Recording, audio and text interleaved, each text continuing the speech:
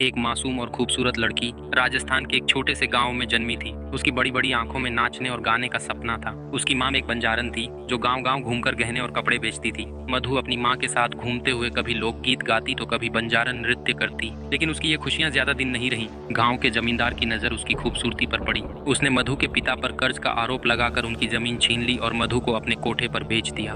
मजबूरी का कोठा कोठे पर कदम रखते ही मधु की जिंदगी बदल गई। वहाँ उसे चांदनी नाम दे दिया गया। चांदनी बनने की मजबूरी उसे हर दिन तोड़ती रही, लेकिन उसकी आत्मा अब भी उस मासूम मधु की तरह साफ थी। वह हर रात सोचती, क्या मैं कभी इस अंधेरे से निकल पाऊंगी। एक दिन कोठे पर एक ग्राहक आया जो बाकियों से अलग था।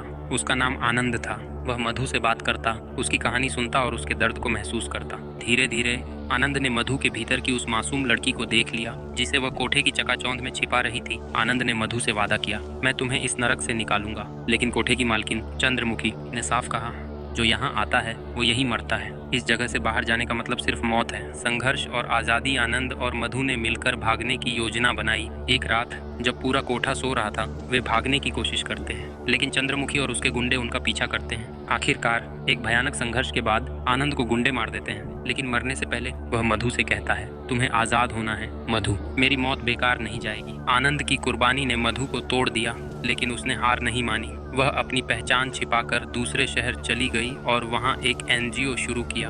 वह अब उन लड़कियों को बचाने का काम करती है जो कोठों की अंधेरी दुनिया में फंसी हैं। मधु अब चांदनी नहीं थी, वह उन लड़कियों के लिए उम्मीद की रोशनी बन चुकी थी। उसकी कहानी अधूरी नहीं रही क्योंकि उसने अपनी जिंदगी को एक मकसद दिया, दूसरों की जिंदगी बदलने का।